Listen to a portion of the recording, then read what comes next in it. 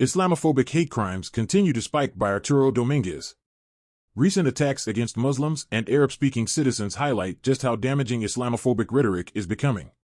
There's no question that anti-Semitism continues to rise on social media, a trend that began to spike with the election of former President Donald Trump. Nevertheless, since the October 7th Hamas attacks on Israel and the continued bombardment of Palestinian civilians, Islamophobia has seen a major increase over the last 2 months as well. Much of it can be attributed to the war against civilians in Palestine.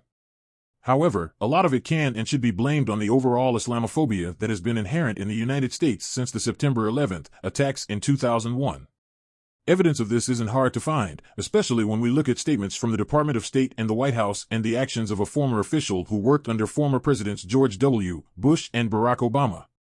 All of this has culminated in not just attacks on pro-human rights protesters by pro-Israel counter-protesters globally, but has also manifested in violent threats against Muslims across the U.S., including threats against Rashida Tlaib during a live event on X Spaces, a recent shooting of 3 Palestinian students in Burlington, Vermont for speaking Arabic, and the murder of a 6-year-old Palestinian boy in Chicago in mid-October. While hate crimes against black people are still the most common in the U.S., hate groups have seen an uptick in recruitment over the last decade.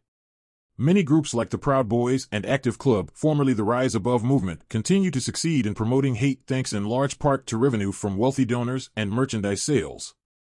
But because of political promotion via White House spokespersons and special interest groups such as the Anti-Defamation League and the American Israel Public Affairs Committee, the rise in Islamophobia is growing at near unprecedented levels.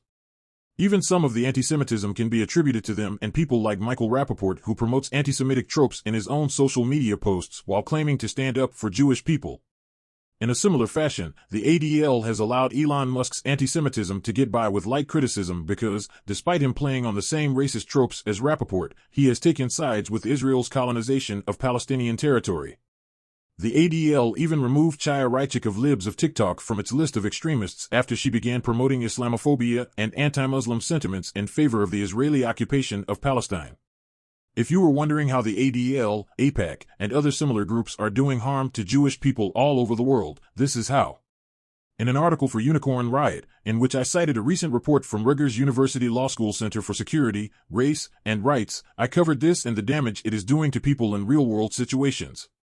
As someone who has tackled hate groups for decades and debunked countless anti-Semitic tropes, I also warned the White House, State Department, and society at large about their rhetoric and the harm they are doing to both Jewish people and Muslims to what seems like no avail.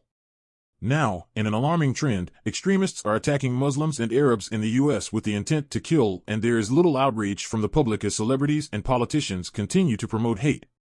Read the full story at antagonistmag.com.